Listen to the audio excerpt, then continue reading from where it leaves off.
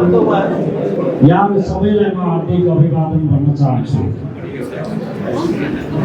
मभन्दा पहिले बोल्ने वक्ता साथीहरूले पनि यो बेलबारी नगरको ऐतिहासिक प्रथम अधिवेशनको शुभकामना दिइसक्नु भएको छ र यो एउटा अभियानमा स्वयं तपाईहरु पनि सहभागी हुँदै यहाँसम्म आउनुभएको छ। म यहाँहरु सबैप्रति हार्दिक आभार व्यक्त गर्न चाहन्छु। यो सम्मेलनको उद्घाटनको बिचमा आजको यो कार्यक्रमको प्रमुख अतिथिको हैसियतले म तपाईहरुको बिचमा केही कुराहरू राख्नको लागि यहाँ उभिएको छु। तपाई हामी सबैलाई थाहा छ, आज देशका 753 वटै पालिकामा एकै पटक अधिवेशनहरू आयोजना भएका छन्। प्राकृतिक प्रकोप र केही प्राविधिक कारणले हुन नसकेका पालिका बाहेक आम रूपमा आज नै पालिकाका अधिवेशनहरू सम्पन्न हुनेछन्। हाम्रो पार्टी जीवनमा यसरी देशैभरि एकै पटक एकै दिनमा आयोजना गर्न लागि यो ऐतिहासिक र यो पहिलो अधिवेशनहरू पनि हुन्। हामीले यो भन्दा विगतमा वडाका अधिवेशनहरू पनि हामीलाई पाएक पर्ने समयमा गर्थ्यौं, छुट्टै समयमा हामीले गर्ने गरेका थियौं। तर यस पटक हामीले करिब 6743 वडाहरूमा एकै पटक वडा अधिवेशन गर्ने आह्वान गर्यौं र 5000 भन्दा बेसी वडाहरूमा हामीले एकै दिन अधिवेशन सम्पन्न गरेका छौं। मलाई खुसी लागेको छ यस बेलबारी नगरपालिकामा 11वटै वडामा तपाईहरुले केही दिन अगाडि मात्रै उच्च समझदारीका साथ 11वटै वडामा सर्वसम्मत नेतृत्व निर्माण गर्नुभएको छ। यो सुझबुझपूर्ण नेतृत्व निर्माण गर्नको निम्ति अगुवाई गर्ने नेता कमरेडहरू, त्यसलाई सहजीकरण गर्ने काममा खटिनुभएका सहजकर्ता मित्रहरू र त्यो नेतृत्वलाई सर्वसम्मत बनाउनको निम्ति योगदान गर्नुहुने तपाईं सम्पूर्ण प्रतिनिधिहरूप्रति म पार्टी केन्द्रीय कमिटीको तर्फबाट मेरो व्यक्तिगत तर्फबाट हार्दिक आभार व्यक्त गर्न चाहन्छु, जसले नेकपा एमालेलाई आज एकताबद्ध एमालेको रूपमा छ भन्ने कुरालाई पुष्टि गर्नुभएको छ। 11वटै वडामा निर्वाचित हुनुभएका नयाँ जिम्मेवारी लिनुभएका कमरेडहरूलाई पनि यो उद्घाटन सत्रको अवसरमा म हार्दिक बधाई तथा शुभकामना व्यक्त गर्न चाहन्छु। मलाई लाग्छ हामी अहिले अधिवेशनको सङ्घारमा छौँ। अधिवेशनमा मूलतः हामी 3वटा काम गर्नेछौँ। एउटा, विगतमा हामीले गरेका कामहरूको समीक्षा गर्नेछौँ, त्यसबाट शिक्षा लिनेछौँ। राम्रा कामहरूलाई हामी सम्पत्तिको रूपमा, साझा सम्पत्तिको रूपमा त्यसलाई अगाडि बढाउनेछौँ। काम गर्दै जाँदा प्राप्त भएका केही नकारात्मक कुराहरू छन् भने त्यसलाई आन्तरिक रूपमा हामी थाती गर्नेछौँ र त्यसलाई हामी रटीको टोकरीमा राख्नेछौँ र त्यसलाई फेरि पुनर्जीवित नहुने प्रतिबद्धता गर्नेछौँ। त्यसका आधारमा आगामी कार्ययोजना नगर अधिवेशनबाट हामीले तयार गर्नेछौँ र निसन्देह आगामी कार्ययोजना भनेको फागुनदेखि चैतसम्ममा हुने स्थानीय तहको निर्वाचन र यो मङ्सिर होइन आउँदो मङ्सिरमा हुने आम निर्वाचनमा नेकपा एमालेलाई केन्द्र, प्रदेश र स्थानीय तहको सरकारमा अझ सुदृढ र एकताबद्ध सशक्त रूपमा सबै ठाउँमा विजय प्राप्त गर्ने गरी काम गर्ने योजना हामीले बनाउनेछौँ र त्यो योजनालाई कार्यान्वयन गर्नको निम्ति हामी भित्रबाट अधिकतम र हुँदासम्म हामी सर्वसम्मत नेतृत्वको निर्माण गरेर यो बन्द सत्रको कामलाई हामीले पुरा गर्नेछौँ। मलाई लाग्छ यस कार्यमा यो बेलबारी नगरपालिकालाई सफलता मिल्नेछ भन्ने विश्वासका साथ म शुभकामना व्यक्त गर्न चाहन्छु। यस पटकको अधिवेशन हामीले अस्ति मात्रै विधान अधिवेशन गरेर विधानको व्यवस्था गरेका छौँ। र यसचोटि हामीले गरेको विधानको व्यवस्था अनुरूप गाउँपालिका र नगरपालिकाका वडाहरूमा 31 सदस्यसम्म कमिटी बन्न सक्छ। गाउँपालिका र नगरपालिकाहरूमा 75 जनासम्मको कमिटी बन्न सक्छ। त्यसमा नगर अथवा गाउँको कुरा गर्दा वडाका अध्यक्षहरू त्यसमा पदेन सदस्य हुने व्यवस्था पनि हामीले अहिले गरेका छौँ। र अहिले हामीले सम्पूर्ण उपस्थितिको संख्याको 1/3 महिला सदस्य अनिवार्य गर्ने कुरा र पदाधिकारीमा 1 जना महिलाको अनिवार्य उपस्थिति हुने व्यवस्थालाई विधानमा नै सुनिश्चित गरेका छौँ। दलित, जनजाति र उपेक्षित र उत्पीडित क्षेत्रको प्रतिनिधित्वलाई पनि कमिटी निर्माण गर्ने खालको सन्दर्भमा हामीले वैधानिक व्यवस्था गरेका छौँ। र तदनुरूप हामी अहिले देशव्यापी रूपमा आज एउटा माहौल, एउटा चाडको रूपमा नै हामी सबैतिर अधिवेशनहरूको आयोजना गरिरहेका छौँ। धेरै ठाउँमा मलाई लाग्छ अहिले उद्घाटन कार्यक्रमहरू भइरहेका छन्। कतिपय ठाउँमा उद्घाटन सकेर केही साथीहरू बन्द सत्रमा पनि पुग्नु भएको होला। यसले गर्दा हामी यो चरणका साथ जाँदैछौँ। मङ्सिरको 10, 11 र 12 गते चितवनमा हामीले 10औं राष्ट्रिय महाधिवेशनको आयोजना गर्न लागेका छौँ। र विगतभन्दा यसचोटि हामीले सधैँ नीति र नेतृत्वको एकै पटक महाधिवेशन हुँदा नेता को बन्छ भन्ने कुराले नीतिमा छलफल कम हुने गरेको थियो। तर यसपटक हामीले विधान अधिवेशन भनेर पार्टीको राजनीतिक दस्तावेजहरू अस्ति पास गरिसकेका छौँ। जनताको बहुदलीय जनवादको प्रकाशमा समाजवादी यात्राको सुनिश्चित गर्ने आधार तयार गर्ने गरी हामी अगाडि बढिरहेका छौँ। अब हामीसँग विधानमा, नीतिमा नेकपा एमालेमा कुनै विवाद छैन।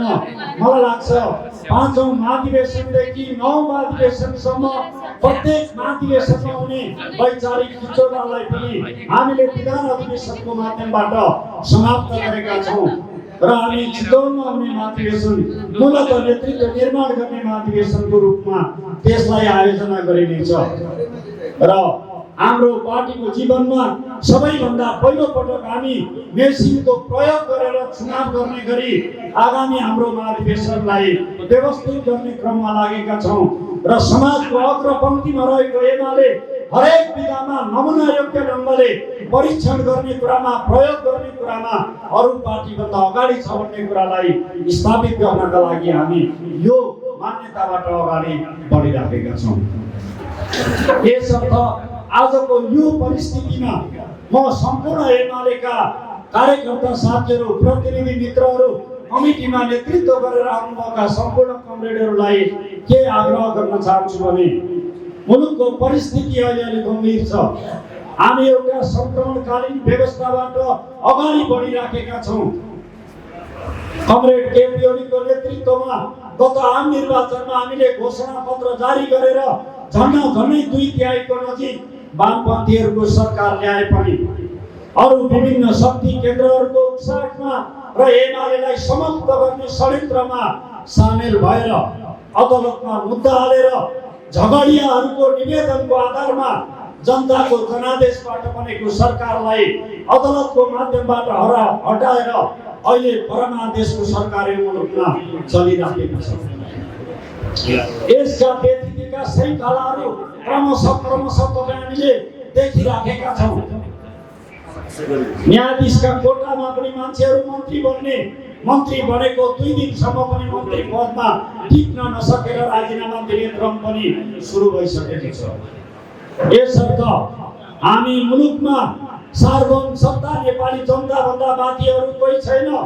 जनताको जनादेशलाई सिरोपर गर्नको निम्ति ताजा जनादेशभन्दा अर्को मुलुकमा कुनै पनि स्थिरता र स्थायित्वको निम्ति बाटो छैन भनेर हामी आम निर्वाचनको पक्षमा पहिलेदेखि नै रहेको बेला कमरेडहरू सबैमा जवाबदार नै छ। यसर्थ हामी जनताले जहाँ राख्छन् त्यहाँबाट जनता र राष्ट्रको सेवा गर्ने कुरामा प्रतिबद्ध छौँ र त्यही ढङ्गले हामी अगाडि बढिरहेका छौँ। यसको निम्ति अहिले हाम्रा विरुद्ध सबै शक्तिहरू एकताबद्ध भएर गठबन्धनको नाममा जब लडाईँ लड्न तयारी भइराखेका छन् भने यो लडाईँको बेला म सम्पूर्ण नेता कमरेडहरूलाई सहभागी प्रतिनिधि कमरेडहरूलाई के आग्रह गर्न चाहन्छु भने नेतृत्व निर्माण गर्दा यतिखेर विवेकको प्रयोग गरेर सर्वसम्मत नेतृत्व बनाउने कुरा नै एमालेको जीवनका लागि सही दृष्टिकोण हुन सक्छ भन्ने कुरा म बहुतै जोडका साथ तपाईहरुको बीचमा राख्न चाहन्छु। कहिलेकाहीँ सामान्य अवस्थामा प्रतिस्पर्धा गर्दा पनि बिग्रिँदैन। जनताको बदले जनवादको नीति लिएका हामी प्रतिस्पर्धाबाट श्रेष्ठता हासिल गर्न तयारै छौँ। तर कहिलेकाहीँ हाम्रो प्रतिस्पर्धाले सबै मोर्चाबन्दी गरेर हामी विरुद्ध नै लड्न लागिरहेको बेला हाम्रा यस्ता सम्मेलनहरूमा भएका अस्वस्थ प्रतिस्पर्धा, अस्वस्थ अविश्वासको वातावरण जन्मिने खालका कुराहरूले पार्टी कमजोर नहोस् भन्ने कुराप्रति सबै कमरेडहरूको ध्यान जानेछ भन्ने मेरो विश्वास छ। यसले गर्दा म कमरेडहरूसँग यो आग्रह गर्न चाहन्छु, कहिलेकाहीँ राजनीतिमा जितेर पनि हारिन्छ, कहिलेकाहीँ राजनीतिमा हारेर पनि जितिन्छ। हामी प्रतिस्पर्धा गर्यौँ भने प्रतिस्पर्धा मध्येबाट एकजना कोही न कोही साथीले जित्नु होला, तर हाम्रो समझदारी भएन। हामी फेरि फिर्ताबन्दीमा लाग्यौँ, पक्षधरतामा अल्झिने खालको काम भयो भने त्यसले निर्वाचनमा विजय प्राप्त गरे पनि पार्टी चलाउने कुरा र सबैको नेता हुने कुरा गाह्रो छ। यसर्थ चुनाव जितेर पनि कहिलेकाहीँ हार्न सकिन्छ। कहिलेकाहीँ मैले चाहेको पद मैले प्राप्त गर्न सकिनँ, तर राम्रो टिम निर्माण गर्ने कुरामा मेरो पनि योगदान रह्यो र त्यो टिम बन्दा म पनि त्यो टिमभित्र छु भन्ने कुरा सबैले अनुभूत गर्नुभयो भने आफू पदमा नजिते पनि आन्दोलनमा एमालेको निम्ति मैले जितेको छु भनेर गर्व गर्ने ठाउँ रहन्छ। यसर्थ म बेलबारीको यो नगर अधिवेशनमा एमालेका कुनै सदस्यको पनि भावनामा चोट नलाग्ने गरी कसैले पनि हारेको वा किनारामा पुर्याइएको भन्ने अनुभूति नहुने खालको नेतृत्व निर्माण गर्ने कुराका लागि पनि यहाँ सफलता प्राप्त होस् भन्ने म शुभकामना दिन चाहन्छु। कमरेडहरूलाई लाग्ला हामी यहाँ हलमा अलि ढिलो आयौँ, नेता अलि ढिलो आएका कारणले ढिलो सुरु भयो भनेर तपाईँलाई लागेको होला। म बेलबारीमा बिहान 9 बजे नै आएँ। हाम्रो प्रदेशका साथीहरू, जिल्ला कमिटीको साथीहरूसँग यो सम्मेलनलाई कसरी व्यवस्थित बनाउने भन्ने बारेमा नेतृत्वको साथीहरूसँग परामर्श गर्दा केही समय ढिलो भयो। त्यसले गर्दा हामी यहाँ अलिकति ढिला आयौँ। मलाई एकदमै राम्रो कुरा के लागेको छ भने बेलबारीमा एमाले यस्तो एकताबद्ध छ जहाँ नेतृत्व तपाईँले गरिदिनु पर्यो भन्ने कुरामा सबै साथीहरूको सर्वसम्मत धारणा मैले प्राप्त गरेको छु। अहिले एमालेमा अहिलेको हाम्रो समाजमा यो पद तिमीले लिदिनु पर्यो भनेर भन्ने मान्छे पाउने कुरा निकै महँगो कुरा हो, निकै गाह्रो कुरा हो, निकै कठिन कुरा हो। तर यहाँ मैले त्योभन्दा उल्टो देखेँ। मैले कसरी पद प्राप्त गर्ने भन्दा पनि पाएको साथीहरू छोड्नका लागि आतुर हुनुहुन्छ। होइन, बाटो मैले छेक्नु हुँदैन, नयाँ साथीहरूका लागि मार्ग प्रशस्त गर्नुपर्छ। मार्ग प्रशस्त गर्नु राम्रो कुरा हो, तर मार्ग प्रशस्तले राजमार्गमा खाल्टो नपरिकन राजमार्ग बन्छ कि राजमार्गमा गाडी कुदाउँदा अलि एक्सिडेन्ट हुन्छ, त्यो कुरालाई पनि बुद्धिमानी प्रतिनिधि साथीहरूले महसुस गर्नुहुनेछ। तर म बेलबारीको अहिलेको नेतृत्वलाई सलाम गर्न चाहन्छु, किनभने जसले यो सङ्कटको बेला पनि कार्यकर्ताको यति मन जितेको छ, जसको नेतृत्वमा बेलबारी अहिलेसम्म एकताबद्ध रहेको छ र यो एकताबद्ध एमालेलाई खण्डित हुने कुरामा जान नदिनका निम्ति सबैको विश्वास जित्ने कुरा बेलबारीको अभिभावक हुने जुन अवसर छ, नेतृत्वमा रहनुभएका साथीहरूले यो तर्फ पनि ध्यान दिनु नै हुनेछ। म प्रमुख अतिथिको हिसाबले योभन्दा बेसी जोड गर्न चाहन्छु, तर लडाईँको मैदानमा लागिरहेको बेला हरेक सेनापतिहरूले दिएको आदेश पालना गर्ने कर्तव्य हुन्छ। किनभने त्यहाँ जनवादको बेसी खोजी गरियो भने लडाईँमा पराजय हुने खतरा पनि हुन्छ। यसर्थ हामी एउटा लडाईँको मोर्चामा छौँ। त्यसमा सफलता प्राप्त गर्नका लागि एकताबद्ध एमाले, सुदृढ एमाले, भावनात्मक एकता सहितको सबैको एमाले बनाउने कुरामा तपाईहरुलाई सफलता मिल्नेछ र यो उदाहरणीय बन्नेछ भन्ने पनि म स्मरण गराउन चाहन्छु। मलाई खुसी लागेको छ मोरङ जिल्लामा करिब 24,000 सङ्गठित सदस्यहरू रहनुहुँदो रहेछ। त्यो मध्ये 7,000 त यही 3 नम्बर क्षेत्रमा मात्रै हुनुहुन्छ। 7 नम्बर पछि 1 नम्बर 4500 सदस्य हुनुहुन्छ। यो भन्नुको अर्थ एमालेको उर्वर एमालेको भूमि भनेको कहाँ हो, कार्यकर्ता भएको ठाउँ कहाँ हो, नेता जन्माउने ठाउँ कहाँ हो भनेर हेर्ने हो भने यो मोरङको 3 नम्बर नै हो। त्यसमा पनि बेलबारी एउटा केन्द्रको रूपमा यो 3 नम्बर भित्रको एउटा राजधानीको रूपमा रहेको छ भने हामीले हाम्रा संस्कार हाम्रा मूल्य र मान्यताहरूलाई पनि अरूले हेर्दाखेरि पनि माथि उचाइमा देख्ने गरी नै हाम्रा व्यवहारहरू हुन् भन्ने अपेक्षा पनि म साथीहरूसँग गर्न चाहन्छु। यसबाट उत्पादित भएका नेताहरूले भोलि जिल्ला चलाउने, माथि प्रदेश चलाउने, केन्द्र चलाउने सम्मको योजनाका साथ हामीहरू अगाडि बढ्न जानु जरुरी छ। त्यसका लागि प्रदेश कमिटी, जिल्ला कमिटी, नगर कमिटीमा रहनुभएका सबै साथीहरूले एक अर्काको खुट्टा तान्ने गरियो भने कसैलाई पनि माथि जान दिइँदैन। तर अगाडि बढ्न खोजेको साथीलाई अलिक ठेलेर अलिक पुसअप गरियो भने अगाडि हिँड्ने बाटोमा सहयोग हुन्छ। त्यो खालको व्यवहार पनि हामीले अवलम्बन गर्न सक्नुपर्छ भन्ने म राख्न चाहन्छु। यो उद्घाटन सत्रको बेला अरू धेरै कुरा मैले केही भन्नु छैन। मैले यहाँलाई के आग्रह गर्न चाहन्छु भने हाम्रै पार्टीमा रहनुभएका कतिपय साथीहरू अहिले अरू पार्टीमा छन् भनेर विज्ञापन गरिँदैछ, गलत सन्देश दिन खोजिँदैछ। यही मोरङमा मात्रै पनि हिजो हाम्रो पार्टी अध्यक्ष कमरेड केपी शर्मा ओली आउनुभएको थियो।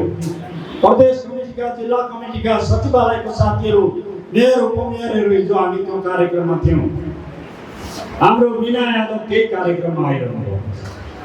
तर पत्र पत्रिकामा अरूका सर्कुलरमा हेरियो भने मीना देवी यादव अरू कुनै पार्टीको केन्द्रीय सदस्य मोरङको 100 चाप भनेर सर्कुलर पठाइराखेका छन्।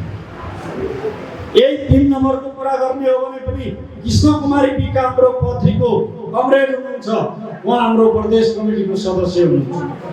तर तल अफवाहमा मान्छेहरू हाम्रो पार्टीमा छैन भनेर प्रचार गर्छन्।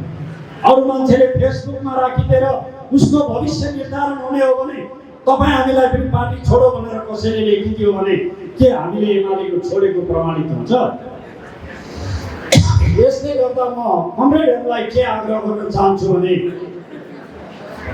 एमाले प्रति आस्था भएका, एमाले प्रति प्रतिबद्ध भएका सबै साथीहरूलाई यो मूल घरमा बस्ने वातावरण बनाउनका लागि हामीले पनि भूमिका खेल्नुपर्छ। कागले कान लगो भन्दैन, कान नछामिकन कागको पछाडि कुद्ने प्रवृत्तिबाट हामी मुक्त हुनुपर्छ। मलाई लाग्छ धेरै माधव नेपाल समूहको टिममा भनेर राखिएका साथीहरू त्यो कमिटीमा बसेका छन् भन्ने मलाई विश्वासै लाग्दैन। स्वयं व्यक्तिले म यहाँ लागेँ भनौँ भने ठिक छ, त्यतिखेर हाम्रो सदस्यताबाट उसको नाम डिलिट गरिदिनु ल, अन्यथा अरूका प्रचारबाट हामी त्यसमा लाग्नु हुँदैन। म यो पछि कमरेडहरूलाई किन आग्रह गर्न खोजेको भने कहिलेकाहीँ आन्तरिक अन्तर्विरोधहरू भयो भने, अरूका गलत सूचनाहरू भयो भने फलानु त एमालेमा छैन नि, फलानु कार्यक्रममै देखिँदैन भनौँ, अर्काले अर्को कार्यक्रममा पनि थिएन भनेपछि पार्टी छोडेछ भन्ने खालको भ्रम सृजना गर्ने खालको काम पनि बेला बेला हुने गरेको छ। मलाई लाग्छ पार्टीभित्र यस्ता कुराले पनि अस्वस्थताकै जन्म दिलाउँछ। यो काममा हामी लाग्नु हुँदैन। दोस्रो म यहाँहरूसँग के आग्रह गर्न चाहन्छु भने हिजो हामीले मोरङ क्षेत्र नम्बर 3 बाट 2टा टोलीलाई पार्टी प्रवेश गरायो।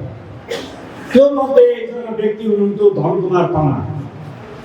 धनकुमार तामाङ पहिले विनोद कमरेड अध्यक्ष भएको बेला एमालेको जिल्ला कमिटीको निर्वाचित सदस्य हुनुहुन्थ्यो। अघिल्लो स्थानीय तहको निर्वाचनमा पत्रिको 1 नम्बर वडामा को उम्मेदवार बन्ने भनेर साथीहरूको बीचमा असमझदारी भयो।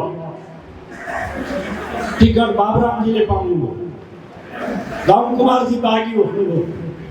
हाम्रो पार्टीको आधिकारिक उम्मेदवारले 1500 भोट ल्याएर चुनाव जित्नुभयो। बाँकी उठेको धनकुमारजीले 1175 भोट ल्याउनुभयो। काङ्ग्रेसले 600 भोट ल्यायो। त्यसपछि पार्टीले उनलाई कारबाही गर्यो। उहाँ काङ्ग्रेसमा जानुभयो। 4 वर्ष काङ्ग्रेसमा काम गर्नुभयो। हिजो अस्ति गठबन्धनको तर्फबाट पत्रिका उद्योग वाणिज्य महासङ्घमा उहाँ गठबन्धनको सभापतिको उम्मेदवार हुनुहुन्थ्यो। हामी एक्लै एकातिर, अरू सबै एकातिरबाट चुनाव लडियो। अध्यक्ष र महासचिव सहित 8 जना गठबन्धनले जित्यो। उपाध्यक्ष सचिव सहित 8 जना हामीले जित्यौँ। त्यो जितेको सभापति धनकुमार तामाङलाई हिजो हामीले पार्टी अध्यक्षको हातबाट टीका लगाएर एमालेमा प्रवेश गरायौँ। बिहानैदेखि काङ्ग्रेसका मान्छेहरू घर घेराउमा गए। काठमाडौँदेखि मान्छेहरू बिन्ती पत्र हालेर 3 दिनसम्म पर्खिँदै भनेर लागिरहेका थिए। काङ्ग्रेसभित्र पनि यो भुइँचालो गइरहेको छ। हरेक ठाउँमा काङ्ग्रेसबाट मान्छेहरूको प्रवेश गर्ने अभियान चलिरहेकै छ। अस्ति मात्रै झापामा 3000 भन्दा बेसी मान्छेहरू पार्टी प्रवेश गर्नुभयो। यही भित्र पनि इमानदार काङ्ग्रेसहरू अब काङ्ग्रेस पार्टीमा रहने वातावरण छैन। तर तपाईँ हामी गतिला भएनौँ भने, तपाईँ हामीले त्यो खालको एप्रोच पुर्याउन सकेनौँ भने उहाँहरू पार्टीमा आउने खालको एउटा वातावरण बन्दैन।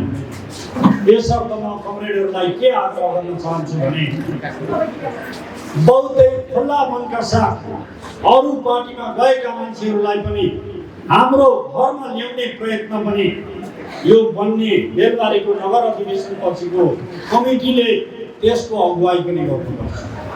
किनभने मान्छेले गल्ती गर्छ तर मान्छेलाई सुध्रिने मौका पनि दिनुपर्छ, सुधार्नु पनि पर्छ।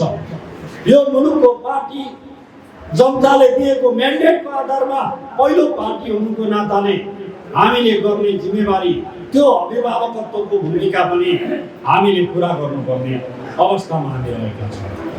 त्यस्तै गर्दै गर्दै गएर हामी आम निर्वाचनसम्म पुग्दा सबै एकातिर, एमाले एकातिर हुँदाखेरि पनि एमाले एक्लै पल्ला भारी हुने गरी मुलुकको राष्ट्रिय राजनीतिलाई हाम्रो पक्षमा हामीले उतार्न जरुरी छ। यो काम हामीले गर्न सक्छौँ।